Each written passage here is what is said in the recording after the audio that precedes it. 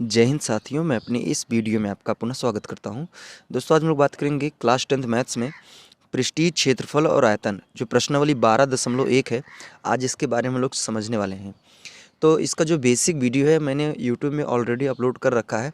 अगर आप basic video देख कर इसको देखते हैं तो आपको बहुत ही अच्छी तरीके से सारी चीज़ें समझ में आएंगी। अगर बेसिक नहीं देखा है और डायरेक्ट आप यहाँ पे पहुँच आए हैं तो शायद आपको चीज़ें क्लियरली उतना समझ में ना आए। तो इसलिए पहला रिक्वेस्ट ये है कि आप बेसिक वीडियो देख लीजिए, उसके बाद इसको देखेंगे तो आपको ईजिली तरीके से समझ में आएगा। हालांकि मैं उम्मीद करता हूँ कि आप बेसिक वीडियो देख के यहाँ पे आए हुए हैं। तो चलिए आइए शुरू करते हैं। हम लोग प्रश्नावली को स्टार्ट करेंगे।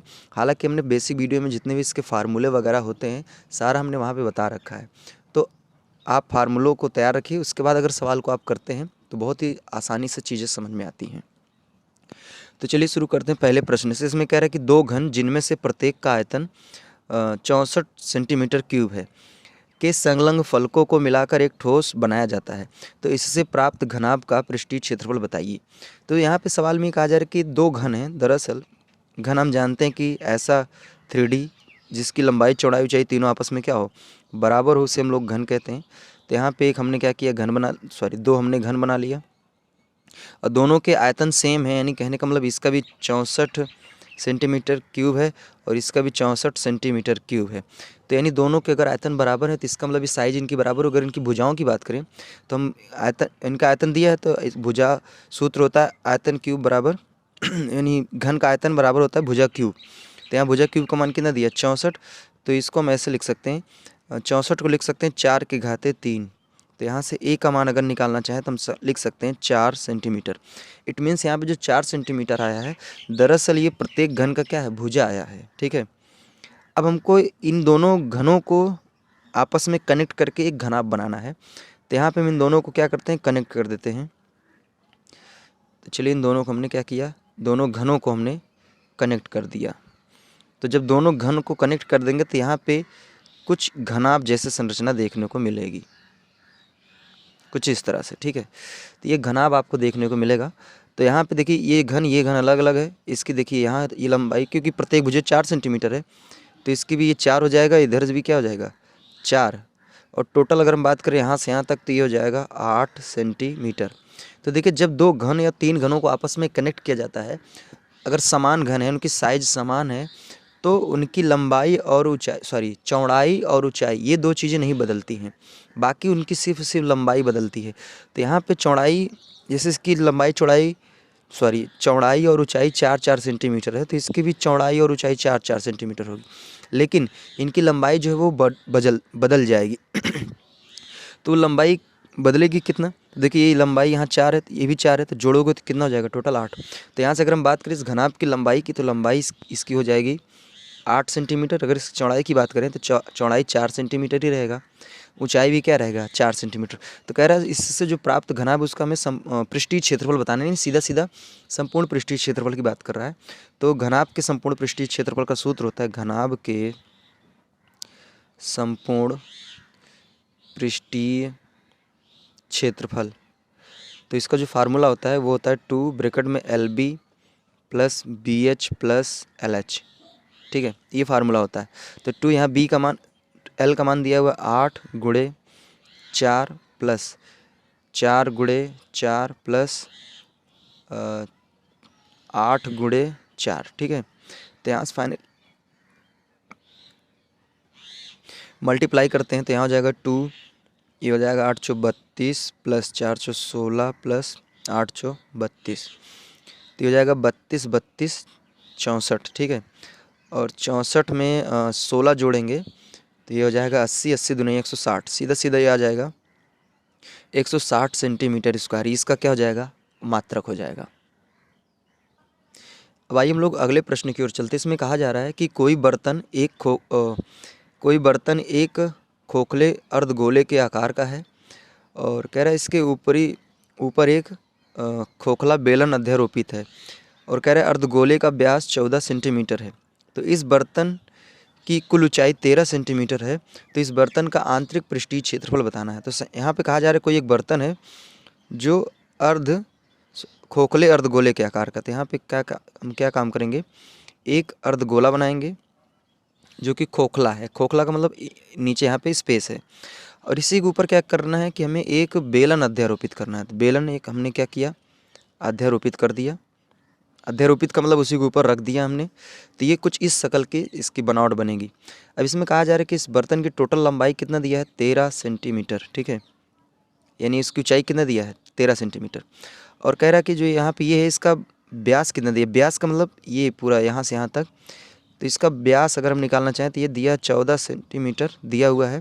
तो अगर हम त्रिज्या निकालना चाहें तो त्रिज्या व्यास की आधी करेंगे तो जाएगा 7 सेंटीमीटर।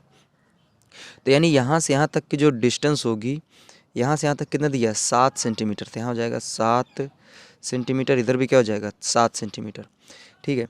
अब देखिए अगर यहाँ से यहाँ तक 7 है तो इधर भी क्या हो जाएगा, यहाँ भी 7 ही हो जाएगा। ये भी क्या हो जाएगा, 7 हो जाएगा। क्योंकि हम जानते हैं जैसे अर्धगोला होता है तो इसमें क्या होता है कि जैसे केंद्र से हर जगह की दूरियां क्या होती बराबर होती हैं। तो जितना इधर होगा जितना उधर होगा उतना ही इधर ही भी होगा, ठीक है। तो यहाँ भी कितना हो जाएगा, 7 हो जाएगा। तो देखिए टोटल यहाँ से यहाँ तक 13 है और यहाँ से 7 ही हो गया। तो इसका मतलब यहाँ से यहाँ तक कितना हो जाएगा, तो यहाँ से यहाँ तक हो जाएगा 6 सेंटीमीटर। तो यहाँ पे देखिए दिया क्या क्या है, तो यहाँ पे बेलन और अर्धगोले की जो त्रिज्या है, इन दोनों की त्रिज्याएं कॉमन है, वो दिया है 7 सेंटीमीटर। और यहाँ से हमने बेलन की ऊंचाई को निकाला तो हमें पता चला 6 सेंटीमीटर आया। अब कह रहा है इसके इस बर्तन का आंतरिक पृष्ठीय क्षेत्रफल बताना। आंतरिक पृष्ठीय का मतलब इसके अंदर का कितना एरिया हिस्सा है, या फिर आप ऐसा कह सकते हैं कि अगर इसमें हम पानी भरें तो पानी इसके सतह को कहाँ कहाँ टच करेगा, वो उसका पूरा एरिया में क्या करना है बताना है। या फिर आप ऐसे भी समझ सकते हैं कि अगर हम इस बर्तन में कोई कलर डालें तो ये कलर अंदर जितने हिस्से को रंग कर देगा, कलर कर देगा, वही हिस्सा में क्या करना है बताना है। तो यहाँ पे अगर हम इसके आंतरिक पृष्ठीय क्षेत्रफल की बात करें तो इसमें देखिए यहाँ पे जो बेलन का वक्र पृष्ठीय क्षेत्रफल है ये भीगेगा और इस अर्धगोले का जो वक्र पृष्ठीय क्षेत्रफल है ये भीग जाएगा। तो यहाँ लिखेंगे अब हम प्रश्नानुसार, तो सीधा सीधा हम लिखेंगे बर्तन का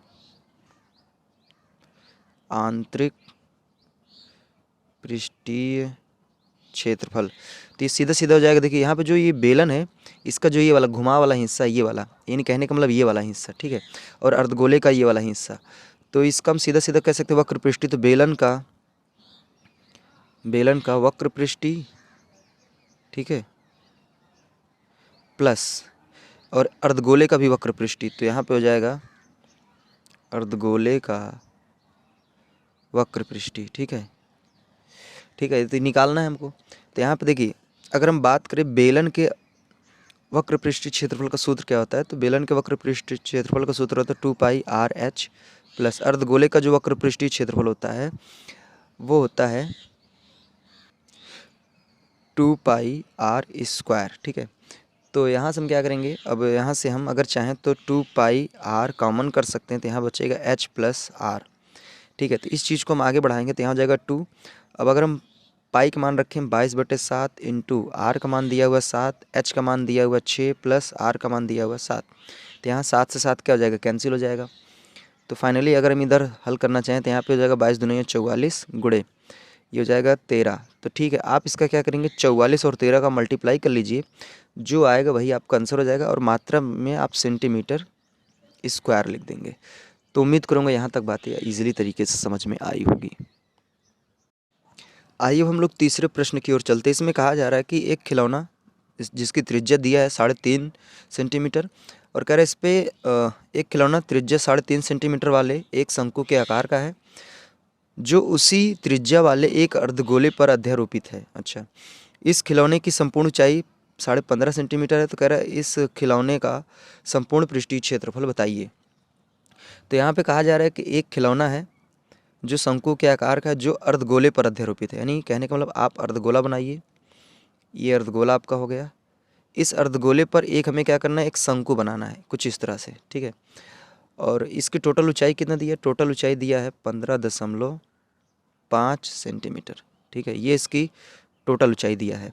और इसकी त्रिज्या जो दिया है, इन दोनों की बेलन के और शंकु दोनों की त्रिज्याएं कॉमन है और ये त्रिज्या का मान दिया हुआ है सवाल में 3.5 सेंटीमीटर। तो इसकी त्रिज्या हम लिख सकते हैं 3.5 सेंटीमीटर। तो देखिए यहाँ से अगर ये यहाँ से 3.5 है तो यहाँ से यहाँ कितना हो जाएगा, ये भी 3.5 ही होगा। तो अब देखिए यहाँ से यहाँ तक 3.5 है। तो अगर हम इस बेलन की ऊंचाई की बात करें तो बेलन की ऊंचाई जो हो जाएगी, बेलन नहीं, शंकु की ऊंचाई, तो देखिए टोटल यहाँ से यहाँ तक 15.5 है और 3.5 ही निकल गया, तो इसका मतलब 12 सेंटीमीटर इस शंकु की ऊंचाई हो जाएगी। ठीक है, तो इतनी बातें क्लियर हुई, उम्मीद करूँगा बातें समझ में आई होगी। तो यहाँ से हम लिखेंगे कि जो ये अर्ध शंकु और अर्धगोला है, इन दोनों की त्रिज्याएँ कॉमन है और ये दिया 3.5 सेंटीमीटर। और यहाँ से अगर हम शंकु की ऊंचाई की बात करें तो वो दिया है 12.5 नहीं 12 सेंटीमीटर दिया हुआ है। तो इसमें कह रहा है कि इस खिलौने का संपूर्ण पृष्ठीय क्षेत्रफल बताइए। तो देखिए आपको एक बात बता दूँ, यहाँ पे संपूर्ण पृष्ठीय क्षेत्रफल का मतलब ये है कि अगर इस पूरे खिलौने को हम किसी रंग में बोर के निकालेंगे तो कौन कौन सा हिस्सा इसका भीग जाएगा, हमको क्या करना है, उस जगह को बताने के लिए कहा जा रहा है। तो यहाँ पे देखिए अगर इसको खिलौने को हम डुबा के निकालेंगे ना, तो ये जो शंकु है इसका जो ये वाला हिस्सा है, नहीं कहने का मतलब इस शंकु का जो वक्र पृष्ठीय क्षेत्रफल है ये भीग जाएगा, इधर वाला नीचे का हिस्सा तो भीगेगा नहीं। शंकु का वक्र पृष्ठीय और जो अर्धगोला है इसका भी क्या हो जाएगा, वक्र पृष्ठीय भीगेगा। ठीक है, तो हमें अगर इस खिलौने का संपूर्ण पृष्ठीय क्षेत्रफल निकालना है तो शंकु का वक्र पृष्ठीय और अर्धगोले का वक्र पृष्ठीय इन दोनों को जोड़ देंगे तो हमें इस खिलौने का संपूर्ण पृष्ठीय क्षेत्रफल निकल जाएगा। तो अगर यहाँ से हम लिखना चाहें प्रश्नानुसार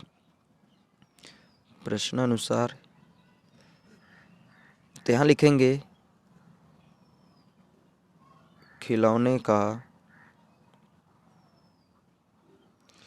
संपूर्ण पृष्ठीय क्षेत्रफल। ठीक है, तो ये बराबर हो जाएगा, सीधा सीधे इसमें लिखेंगे शंकु का वक्र पृष्ठीय प्लस अर्धगोले का वक्र पृष्ठीय।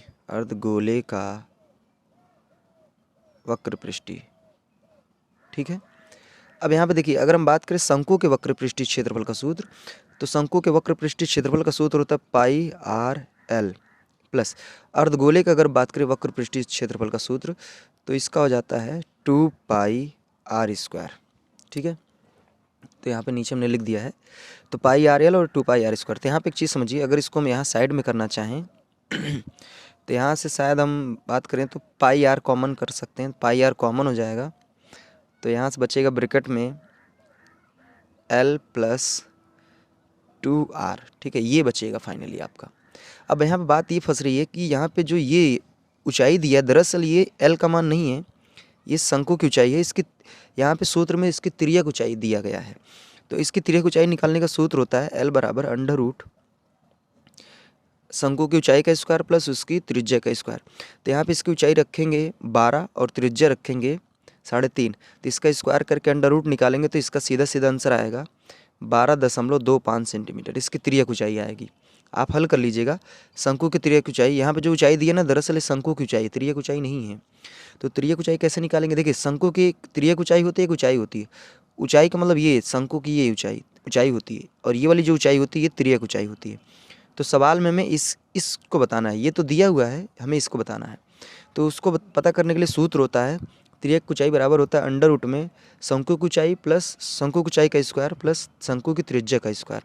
तो इसमें यहाँ रख के हल करेंगे तो 12.525 आएगा। ठीक है, अब हम क्या करेंगे, इसको मान को यहाँ रखेंगे, तो यहाँ से पाई का मान हो जाएगा 22/7, आर का मान हो जाएगा 3.5 और इस एल का मान रखेंगे 12.25 प्लस 2R का मतलब आर का मान 3.5 में 2 का गुणा करेंगे सीधा सीधा 7 आएगा। तो यहाँ से हो जाएगा, देखिए यहाँ से दशमलव हटाएंगे तो 10 आएगा, 7 पचे 35, 5 दुनैया 10, 2 से काटेंगे तो 11 बार। तो यहाँ से हो जाएगा 11 गुणे, देखिए ये 12.25 है और ये 7 है, तो सीधा सीधा ये हो जाएगा 19.25। तो आपका काम ये है कि अब हम आपको इसको गुणा करना है और गुणा करने के बाद जो मान आएगा उसको आप क्या करेंगे सेंटीमीटर स्क्वायर में लिख देंगे, तो ये आपका फाइनली आंसर हो जाएगा। तो उम्मीद करूँगा ये भी बातें आपको इजीली तरीके से समझ में आ गई होगी। तो आज हमने प्रश्नावली 12.1 में हमने 3 ही प्रश्नों को लिया है और 3 ही प्रश्नों को डिस्कस करेंगे। अब इसी तरह अगर आपको वीडियो अच्छा लगा हो तो इसी तरह कमेंट में बताएं, अपना फीडबैक दें, ताकि हम आगे के और जो वीडियो हैं उनको अच्छी तरीके से आपको समझा पाएँ। तो अब दोस्तों दीजिए इजाज़त, इसी तरह मिलेंगे अगली वीडियो में, तब तक के लिए जय हिंद, वंदे मातरम।